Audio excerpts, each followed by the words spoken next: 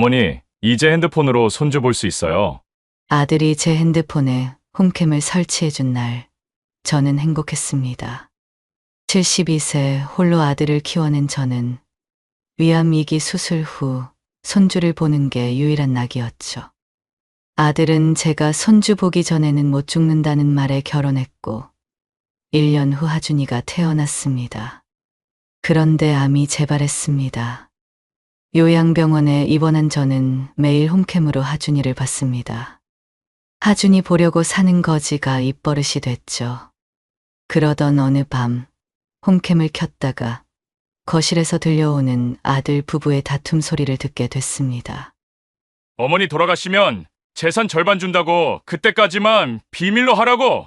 무슨 비밀이기에 재산을 준다는 걸까요? 며칠 후 또 들려온 대화는 제 심장을 멈추게 했습니다. 그 충격적인 진실 앞에서 제가 어떤 결정을 내렸는지 끝까지 지켜봐 주세요. 구독과 좋아요는 제게 큰 힘이 됩니다. 제 이름은 김순자, 올해 72살입니다. 남편이 10년 전 갑작스럽게 세상을 떠난 후 저는 홀로 아들 민수를 키워왔죠. 아니, 키워냈다고 해야 맞겠네요. 남편 없이 아들 하나 믿고 살아온 세월이었습니다. 민수가 42살이 되던 해였어요. 경로당 할머니들이 또 그 얘기를 꺼냈습니다. 순자네는 언제 손주 볼래? 아들이 벌써 42인데 창가는 언제 가니? 저는 그저 쓴웃음만 지었죠. 민수는 결혼에 관심이 없었거든요. 일만 하고 살았습니다. 엄마, 저는 결혼 안 해도 괜찮아요. 혼자가 편해요. 민수가 늘 하던 말이었죠. 볼 때마다 마음이 아팠습니다. 손주 한번 안아보는 게 제 평생 한이 될 것 같았어요. 그러던 작년 봄, 속이 계속 쓰리고 아파서 병원에 갔습니다. 검사 결과를 듣는 순간 하늘이 무너지는 것 같았어요. 위암 2기였습니다. 의사 선생님은 당장 수술을 해야 한다고 했죠. 수술 날 수술실로 들어가기 직전이었습니다. 민수가 제 손을 꽉 잡더니 눈물을 글썽이며 말했어요. 엄마, 제발 죽지 마요. 엄마 없으면 저 어떻게 살아요? 처음 봤어요. 민수가 그렇게 우는 모습. 저는 힘겹게 미소를 지으며 민수 손을 다시 잡았습니다. 걱정 마, 손주 보기 전에는 절대 안 죽어. 내가 손주 한번 안아보고 어떻게 눈을 감겠니? 그 순간 민수의 표정이 변했어요. 뭔가 결심한 듯한 얼굴이었죠. 수술은 성공적이었습니다. 일주일 후 제가 의식을 완전히 회복했을 때 민수가 병실로 찾아와 조심스럽게 말을 꺼냈어요. 엄마, 저 결혼하기로 했어요. 귀를 의심했습니다. 평생 결혼 생각 없다던 아들이 갑자기 결혼을 한다니요. 민수는 서영이라는 여자를 데려왔습니다. 38살, 민수보다 4살 어렸죠. 처음 본 서영이는 단아하고 예쁜 사람이었어요. 무엇보다 민수를 바라보는 눈빛이 애틋했습니다. 나중에 알고 보니 서영이는 민수를 10년 넘게 좋아했다더군요. 회사 후배였는데 민수가 워낙 관심을 안 보이니까 포기하고 다른 남자를 만나고 있었대요. 그런데 민수가 갑자기 찾아와서 청혼을 했다는 거예요. 어머니가 아프신데 손주를 보여드리고 싶다고 간절하게 부탁했다고 했죠. 결혼식은 제 퇴원 한 달 후에 올렸습니다. 소박하지만 따뜻한 결혼식이었어요. 서영이는 웨딩드레스가 정말 잘 어울렸고 민수도 처음으로 행복해 보였습니다. 나이가 많으니 바로 아이를 가지려고 노력한다고 했고 정확히 10개월 후 하준이가 태어났습니다. 분만실 밖에서 기다리던 그 시간이 얼마나 길게 느껴졌는지 몰라요. 아기 울음소리가 들리고 간호사가 나와서 건강한 아들이라고 했을 때 저는 그 자리에서 주저앉아 울었습니다. 처음 하준이를 안았을 때의 그 감동을 뭐라 표현할 수가 없어요.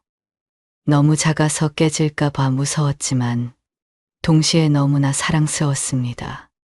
쪼글쪼글한 얼굴, 작은 손가락들, 가느다란 숨소리 하나하나가 기적 같았죠.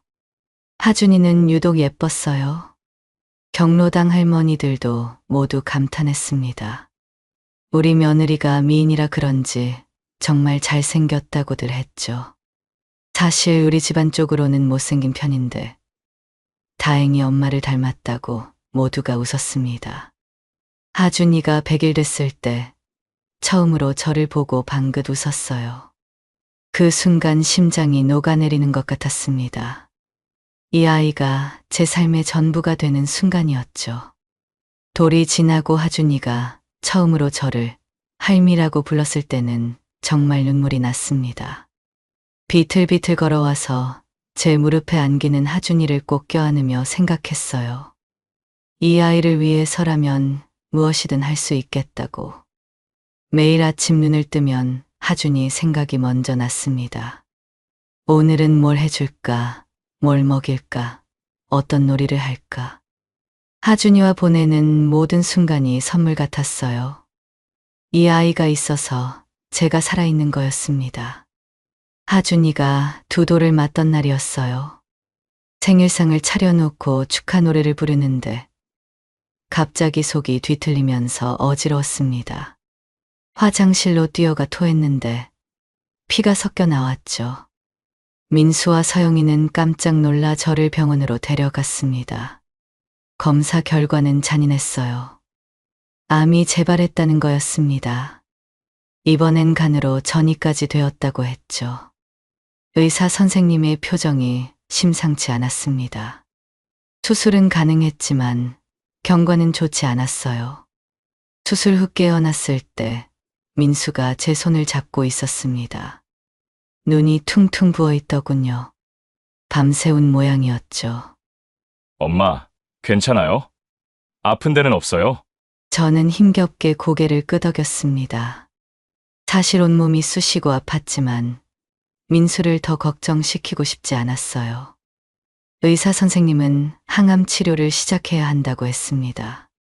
하지만 솔직한 얘기도 들려줬죠. 현실적으로 남은 시간이 길어야 1년 정도라고요. 민수는 그 말을 듣고 복도로 나가 한참을 울었습니다. 항암 치료가 시작되면서 지옥 같은 나날이 이어졌어요. 머리카락이 빠지고 밥을 먹으면 다 토해냈습니다. 온몸에 힘이 하나도 없었죠. 그래도 견뎠습니다. 하준이를 생각하면서요. 병원 침대에 누워있으면서도 하준이 사진만 보고 또 봤어요. 핸드폰 화면이 닳도록 하준이 동영상을 돌려봤습니다. 간호사들이 그러더군요. 손주 사랑이 대단하시다고요. 하준이 보려고 사는 거지 뭐. 그 애만 생각하면 힘이 나요. 그게 제 입버릇이 되었습니다. 항암 치료가 너무 고통스러워서 포기하고 싶을 때마다 하준이 얼굴을 떠올렸어요. 하지만 몸은 점점 쇠약해졌습니다. 혼자서는 화장실도 가기 힘들었죠. 석 달쯤 지났을까요? 더 이상 집에서 생활하기 어려워진 저는 요양병원으로 옮기게 되었습니다. 그나마 시설이 좋고 깨끗한 곳이었어요. 민수가 여러 군데를 알아보고 제일 좋은 곳으로 골랐다고 했죠. 요양병원 첫날 밤, 저는 하준이가 너무 보고 싶어서 눈물만 났습니다. 집에 있을 때는 그래도 가끔 하준이를 볼 수 있었는데 이제는 그마저도 어려워졌으니까요. 이런 제 마음을 아는지 민수가 선물을 준비했습니다. 엄마, 하준이 방에 홈캠 설치했어요. 이제 핸드폰으로 하준이 볼 수 있어요. 민수가 제 핸드폰 화면을 열어서 어플을 켜더니 접속 방법을 알려줬어요. 화면에 하준이 방이 나타났습니다. 하준이가 장난감을 가지고 놀고 있는 모습이 실시간으로 보였죠. 여기 이 버튼 누르면 켜지고 이거 누르면 꺼져요. 보고 싶을 때마다 보세요. 소리도 들려요. 저는 떨리는 손으로 핸드폰을 받았습니다. 작은 화면이었지만 하준이가 너무나 선명했어요. 방글방글 웃으며 혼자 중얼거리는 모습이 너무 사랑스러웠습니다. 그날부터 핸드폰이 제 생명줄이 되었어요. 아침에 눈 뜨면 제일 먼저 홈캠 어플을 켰고 밤에 잠들기 전까지 계속 봤습니다. 하준이가 잠드는 모습을 보면서 저도 잠들었죠. 우리 하준이 오늘도 잘 놀았구나. 할미가 여기서 지켜보고 있어. 혼자 중얼거리면서 핸드폰 화면을 쓰다듬었습니다. 비록 만질 수는 없지만 이렇게라도 볼 수 있다는 게 감사했어요. 어떤 날은 하준이가 할미 어디? 하고 저를 찾는 소리가 들렸습니다. 그럴 때면 가슴이 미어졌죠. 당장이라도 달려가서 안아주고 싶었지만 그럴 수 없는 제 처지가 원망스러웠습니다. 침대에 누워 핸드폰만 들여다보는 제 모습이 한심하면서도 이게 제가 할 수 있는 전부였어요. 간호사들이 회진 올 때마다 물었죠. 또 손주 보고 계시냐고. 저는 그저 웃으며 작은 화면을 보여줬습니다. 서영이가 가끔 영상통화를 걸어줬어요. 하준이를 안고 화면 앞에 앉아서요. 어머니, 하준이가 할머니 보고 싶다고 계속 찾아요.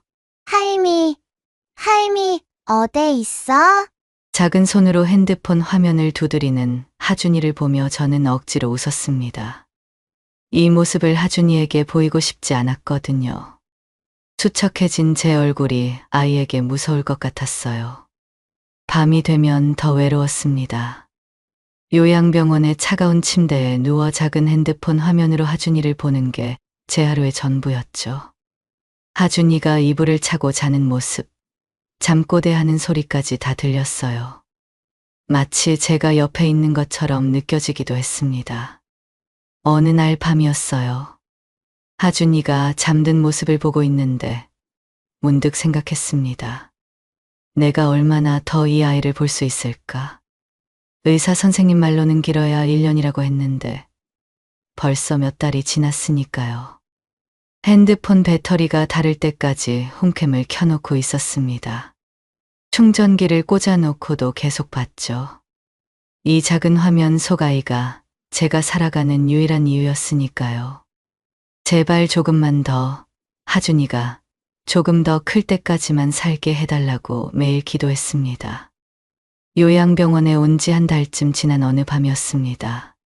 잠이 오지 않아 뒤척이다가 핸드폰을 켰어요. 시계를 보니 밤 11시가 넘었더군요. 하준이는 벌써 잠들었을 시간이었죠. 홈캠 어플을 켜니 예상대로 하준이가 곤히 잠들어 있었습니다.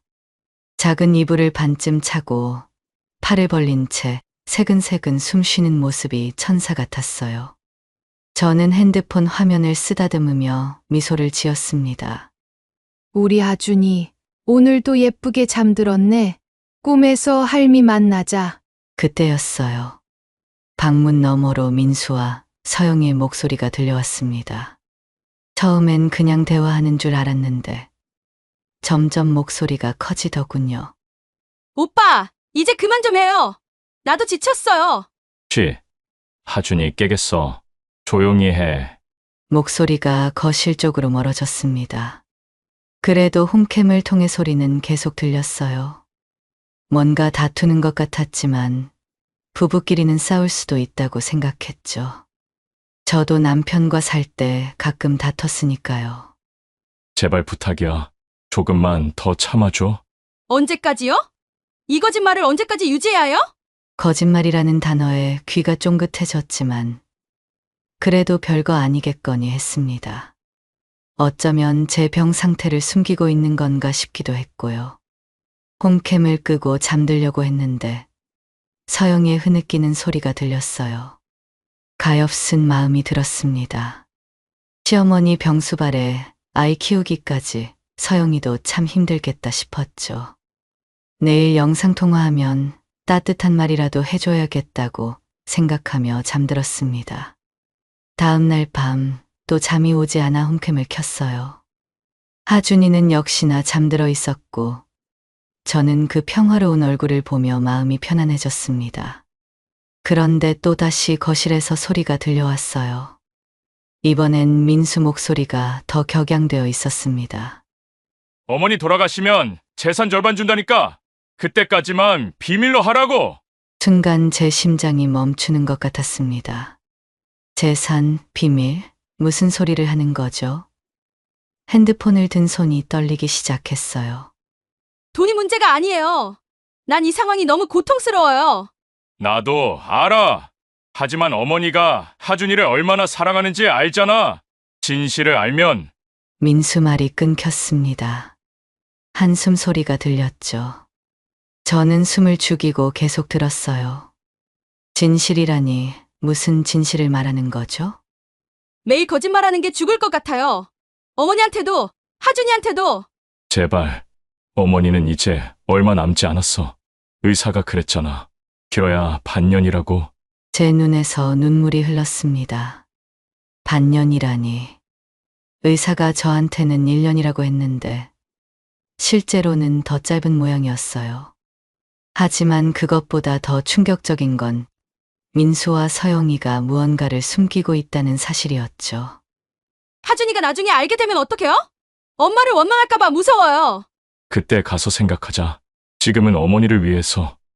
발소리가 들리더니 조용해졌습니다. 아마 각자 방으로 간 모양이었어요. 저는 핸드폰을 놓고 천장을 바라봤습니다. 머릿속이 하얗게 변했어요. 도대체 무슨 비밀이기에 재산 절반을 준다는 거죠? 하준이가 나중에 알게 될 거라는 게 뭘까요? 왜 나한테는 비밀로 해야 하는 거죠? 그날 밤은 한숨도 못 잤습니다. 온갖 생각이 머릿속을 맴돌았어요. 혹시 서영이가 바람을 피운 건 아닐까? 아니면 민수가 사업에 실패해서 빚이 있는 건 아닐까?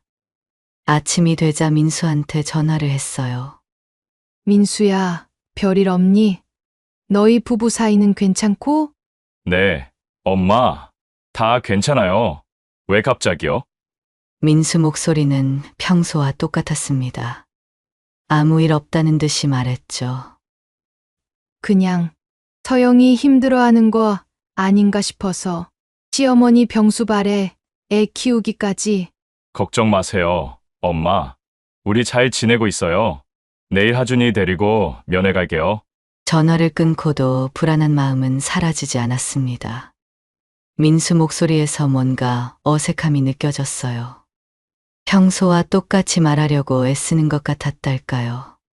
그날 오후 저는 다시 홈캠을 켰습니다. 대낮이라 하준이는 거실에서 놀고 있을 시간이었죠. 방은 비어 있었지만 거실에서 하준이 웃음소리가 들렸어요. 그 맑은 웃음소리에 잠시 마음이 놓였습니다. 그런데 서영이 목소리가 들렸어요. 누군가와 통화하는 것 같았습니다. 네. 언니, 정말 미칠 것 같아요. 이 비밀을 안고 사는 게. 네. 알아요. 어머니를 위해서라는 거. 하지만 서영이는 한숨을 쉬며 말을 이었습니다. 차라리 처음부터 진실을 말했어야 했어요. 이제 와서는 더 말하기 어려워졌고. 통화가 끝난 모양이었어요. 저는 핸드폰을 꽉 쥐었습니다. 손에서 땀이 났고 심장은 불규칙하게 뛰었죠. 도대체 무슨 진실인 거죠? 왜 모두가 나를 속이고 있는 거죠?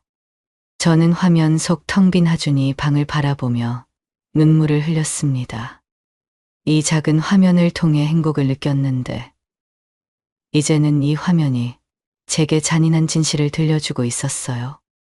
며칠이 지났습니다. 저는 매일 밤 홈캠을 켜고 민수와 서영이의 대화를 엿들었어요. 대부분은 일상적인 대화였지만 가끔씩 수상한 말들이 흘러나왔죠. 그때마다 가슴이 철렁했습니다. 그날도 밤 11시쯤 홈캠을 켰어요. 하준이는 역시 곤히 잠들어 있었습니다. 저는 화면 속 하준이를 바라보며 복잡한 심경에 빠져 있었죠. 도대체 무슨 비밀이기에 다들 이렇게 힘들어하는 걸까요? 그때 거실에서 민수와 서영이의 목소리가 들려왔습니다. 이번엔 처음부터 언성이 높았어요. 더 이상 못하겠어요. 매일 거짓말하면서 사는 게 지옥 같아요. 제발 조금만 더 참아. 어머니가 얼마 남지 않았잖아. 서영이가 흐느끼는 소리가 들렸습니다. 민수도 한숨을 내쉬었죠. 하준이한테도 미안해 죽겠어요. 나중에 진실을 알게 되면 민수가 서영이를 달래는 듯한 소리가 들렸어요. 그리고 잠시 정적이 흐른 뒤 민수의 목소리가 다시 들렸습니다. 이번엔 더 절박하게 들렸어요. 어머니가 하준이가 내 아들이 아닌 사실을 알면 얼마나 충격받겠어? 안 그래도 아프신데 돌아가실 때까지는 비밀로 해달라고. 순간 제 심장이 멈추는 것 같았습니다. 하준이가 민수 아들이 아니라고요? 제 손에서 핸드폰이 미끄러질 뻔했어요. 온몸이 떨렸습니다. 아니, 이게 무슨 소리죠? 하준이가 민수 아들이 아니라니. 그럼 누구 아들이란 말입니까? 알아요. 어머니가 하준이를 얼마나 사랑하는지. 그래서 더 괴로워요. 우리가 결혼할 때 이미 내가 임신한 걸 나도 몰랐잖아. 너도 몰랐고. 무슨 말인지 이해가 안 됐습니다. 서영이가 이미 임신한 상태에서 결혼했다는 건가요? 그럼 하준이는 서영이의 울먹이는 목소리가 이어졌습니다. 그 사람과 헤어지고 바로 오빠와 결혼했으니까 나도 당연히 오빠 아이인 줄 알았어요. 이제야 퍼즐 조각이 맞춰지기 시작했습니다. 서영이가 민수와 결혼하기 직전까지 다른 남자를 만났고 그 남자의 아이를 임신한 상태에서 민수와 결혼한 거였어요. 본인도 모른 채로요. 제 눈에서 눈물이 주르륵 흘렀습니다. 하준이가, 제가 그토록 사랑하는 하준이가 친손주가 아니었다니. 믿을 수가 없었어요. 민수의 목소리에 눈물이 묻어 있었습니다. 처음엔 나도 받아들이기 힘들었어.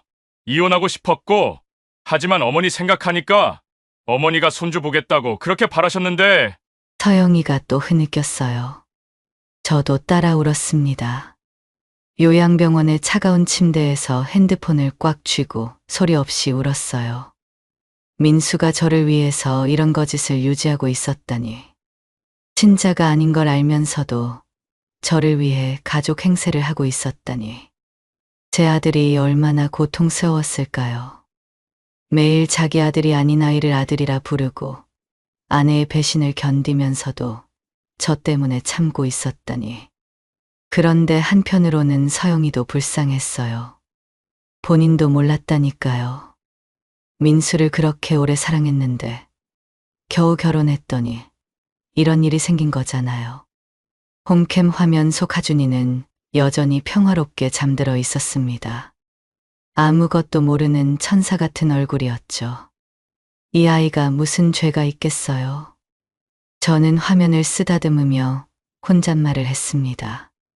하준아, 너는 내 손주야. 피가 섞이지 않았어도 넌 내 손주란다. 그때 민수의 목소리가 또 들렸어요. 어머니 재산이라도 절반 줄 테니까 제발 조금만 더 참아줘. 어머니가 편안하게 가실 수 있게. 서영이는 한숨을 쉬며 대답했습니다. 돈 때문이 아니에요. 그냥 이 상황이 너무 힘들어서. 두 사람의 대화가 끝났는지 조용해졌어요. 저는 핸드폰을 놓고 천장을 바라봤습니다. 이제 모든 걸 알게 됐어요. 왜 민수가 갑자기 결혼을 결심했는지, 왜 서영이와 계속 싸우는지, 왜 재산을 준다고 하는지. 모든 게 저 때문이었어요. 제가 손주를 보고 싶다고 그렇게 바라서 민수가 이런 선택을 한 거였어요. 그리고 지금도 저 때문에 고통받고 있었죠. 가슴이 찢어지는 것 같았습니다. 차라리 몰랐으면 좋았을 텐데. 모른 채로 하준이를 사랑하다가 떠났으면 좋았을 텐데. 하지만 이제 알아버렸어요. 제가 그토록 사랑하는 하준이가 피 한 방울 섞이지 않은 남이라는 걸. 그리고 제 아들이 저 때문에 거짓 인생을 살고 있다는 걸. 저는 밤새 울었습니다. 하준이를 처음 안았던 그날이, 처음 할미라고 불렀던 그날이, 함께 놀았던 모든 순간이 떠올랐어요. 그게 다 거짓이었다니. 아니, 제 사랑은 진짜였지만 우리 관계는 거짓이었다니. 진실을 알고 난 뒤 사흘이 지났습니다. 저는 매일 홈캠을 켜고 하준이를 봤지만 예전과는 달랐어요. 화면 속 아이를 볼 때마다 가슴이 찢어졌습니다. 친손주가 아니라는 배신감과 그럼에도 여전히 사랑스러운 마음이 뒤엉켜 저를 괴롭혔죠. 하준이가 방에서 혼자 놀며 할미 보고 싶어 하고 중얼거릴 때면 눈물이 왈칵 쏟아졌습니다. 더 괴로운 건 민수를 생각할 때였어요. 제 아들이 저를 위해 얼마나 큰 희생을 감수했는지, 매일 가짜 아빠 노릇을 하며 얼마나 고통받았을지 생각하니 미칠 것 같았습니다. 이 모든 게 저 때문이었습니다. 제가 손주를 보고 싶다고 그렇게 바랐기 때문에 민수가 이런 지옥 같은 선택을 한 거였어요. 밤마다 고민했습니다. 이 사실을 민수에게 말해야 할까? 다 안다고. 이제 그만 거짓말해도 된다고. 자유롭게 살라고 말해야 할까요? 아니면 끝까지 모른 척 해야 할까요? 민수가 저를 위해 이렇게까지 했는데 제가 모른 척하는 게 오히려 민수를 위한 일일까요? 답을 찾을 수가 없었습니다. 어느 쪽을 선택해도 지옥 같았어요. 말하자니 민수의 희생이 무의미해지고 모른 척하자니 제 마음이 견딜 수 없었죠. 그러던 다음날 오전 서영이가 영상통화를 걸어왔습니다. 화면에 하준이가 나타났어요. 할미, 보고 싶었어. 작은 손으로 화면을 두드리는 하준이를 보니 또 눈물이 났습니다. 저는 억지로 웃으며 손을 흔들었어요. 우리 하준이, 할미도 보고 싶었어. 잘 있었니? 하준이는 신나게 떠들었어요. 어제 뭘 먹었는지, 무슨 놀이를 했는지 제잘제잘 얘기했죠. 그 맑은 목소리를 들으며 제 마음은 더욱 복잡해졌습니다. 이 아이에게는 아무 죄가 없어요. 태어난 것도 우리 가족이 된 것도 하준이가 선택한 게 아니잖아요. 그런데 나중에 진실을 알게 되면 이 아이는 얼마나 혼란스러울까요? 서영이의 얼굴도 화면에 잠깐 비쳤습니다. 예전보다 훨씬 수척해 보였어요. 웃고는 있지만 눈가에 그늘이 져 있었죠. 이 며느리도 얼마나 고통스러울까요? 어머니, 하준이가 매일 할머니 찾아요. 언제 오냐고 계속 물어봐요. 서영이 목소리에 떨림이 있었습니다. 아마 저를 속이고 있다는 죄책감 때문이겠죠. 그래. 우리 하준이 착하네. 할미가 빨리 나아서 갈게. 거짓말이었어요. 저는 나아질 수 없고 아마 다시는 하준이를 직접 안아보지 못할 거예요. 그래도 이렇게 말할 수밖에 없었습니다. 영상통화가 끝나고 저는 한참을 울었어요. 간호사가 회진 와서 깜짝 놀라 물었지만 저는 아무 말도 할 수 없었죠. 이제 어떻게 해야 할까요? 시간은 점점 흐르고 제 몸은 더 약해지고 있어요. 결정을 내려야 하는데 도무지 답을 찾을 수가 없었습니다. 그날 밤 또 홈캠을 켰을 때 하준이는 잠들기 전 인형을 안고 혼잣말을 하고 있었어요. 할미 아파서 못 와. 하준이가 기다릴게. 그 순간 결심이 섰습니다.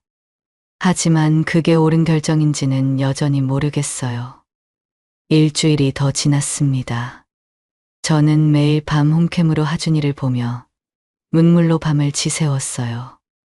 이제 정말 결정을 내려야 할 때가 왔습니다. 제 몸이 급격히 나빠지고 있었거든요. 의사 선생님이 오셔서 조심스럽게 말씀하셨어요. 이제 정말 시간이 얼마 남지 않았다고, 가족들과 시간을 보내는 게 어떻겠냐고요. 저는 고개를 끄덕였지만 마음속으로는 다른 계획을 세웠습니다. 그로부터 며칠이 더 지났어요. 몸은 쇠약해질 대로 쇠약해졌습니다. 혼자서는 화장실도 가기 힘들었죠. 하지만 오늘만큼은 마지막 힘을 모아야 했어요. 새벽 5시, 간호사들이 교대하는 시간을 노렸습니다. 침대 난간을 잡고 천천히 일어났어요. 다리가 후들거렸지만 벽을 짚으며 한 발 한 발 나아갔습니다. 옷장에서 외출복을 꺼내 입었어요. 단추를 채우는 것도 힘들었지만 포기할 수 없었죠. 핸드백에 지갑과 핸드폰을 넣고 조용히 복도로 나섰습니다. 요양병원 현관까지 가는 데만 10분이 넘게 걸렸어요. 숨이 차고 어지러웠지만 하준이 생각만 했습니다. 마지막으로 한 번만 직접 안아보고 싶었어요. 택시를 잡아 타고 민수네 집 주소를 댔습니다. 기사님이 거울로 저를 보더니 물었죠. 어머니 괜찮으세요? 병원 가시는 게 나을 것 같은데. 괜찮아요. 손주 보러 가는 길이에요. 30분쯤 걸렸을까요? 민수네 아파트에 도착했습니다. 택시비를 내고 내리는 것도 힘겨웠어요. 아파트 현관문 비밀번호를 누르는 손이 떨렸습니다. 엘리베이터를 타고 올라가는 동안 거울에 비친 제 모습이 보였어요. 뼈만 남은 얼굴, 푹 꺼진 눈. 하지만 눈빛만은 살아있었습니다. 마지막 의지로 빛나고 있었죠. 민수네 집 초인종을 눌렀어요.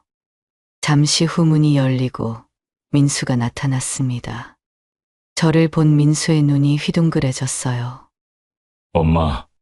엄마, 그 몸을 어떻게 오신 거예요?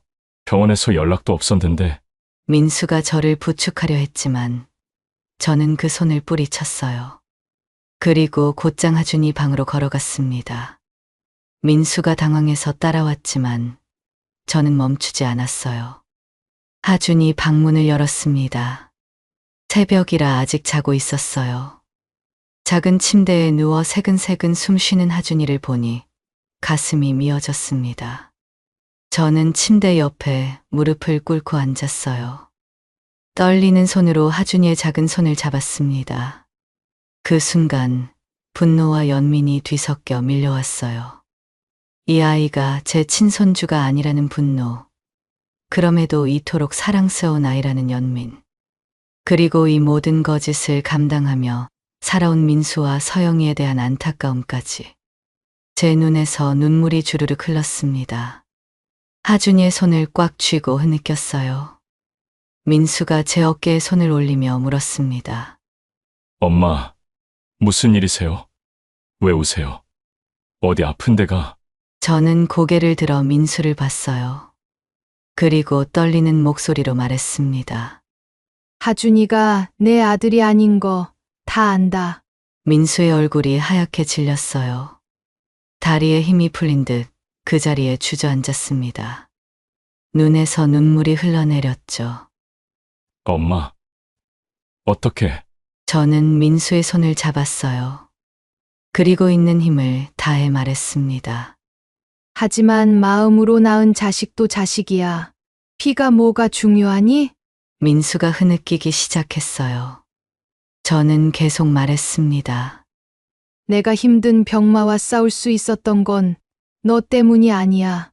하준이 때문이었어. 이 아이 보려고 여기까지 버틴 거야. 잠시 숨을 고르고 마지막으로 가장 중요한 말을 했어요. 민수야, 내가 이 아이를 품어줬으면 좋겠구나. 서영이도 용서하고 진짜 가족으로 살아. 그게 엄마의 마지막 부탁이야. 민수는 울면서 고개를 끄덕였어요. 그때 방문이 열리고 서영이가 들어왔습니다. 눈이 빨갛게 부어있더군요. 다 들었나 봐요. 어머니, 서영이도 무릎 꿇고 앉아 울었어요. 저는 힘겹게 서영이 머리를 쓰다듬었습니다. 울지 마. 너도 힘들었지. 이제 거짓말 안 해도 돼. 진짜 가족으로 살아.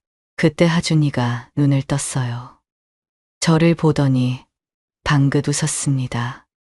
할미다. 할미 왔어. 작은 팔로 제 목을 끌어안는 하준이를 꽉 안았어요. 이게 마지막이 될지도 모른다는 생각에 더 세게 안았습니다. 그날 저는 하준이 방에서 하루를 보냈어요. 하준이와 놀아주고 책도 읽어주고 노래도 불러줬죠. 민수와 서영이는 곁에서 지켜봤습니다. 두 사람이 손을 잡고 있는 걸 봤어요. 제 마음이 놓였습니다. 저녁이 되자 몸이 한개에 다다랐어요. 하준이가 저녁을 먹고 잠들 준비를 했습니다. 저는 하준이 옆에 누웠어요. 할미, 오늘 자고 가? 응. 할미가 오늘은 하준이 옆에서 잘게. 하준이가 제 품에 안겨 잠들었어요. 그 따뜻한 체온을 느끼며 저도 눈을 감았습니다. 하준아, 할미가 사랑해. 영원히. 그게 제 마지막 말이었어요. 다음 날 아침, 저는 하준이를 품에 안은 채로 평화롭게 눈을 감았습니다. 다시는 깨어나지 못했지만 후회는 없었어요. 여러분이 저였다면 어떻게 하셨을까요? 댓글로 의견을 남겨주세요. 오늘 이야기가 좋으셨다면 구독과 좋아요도 부탁드립니다.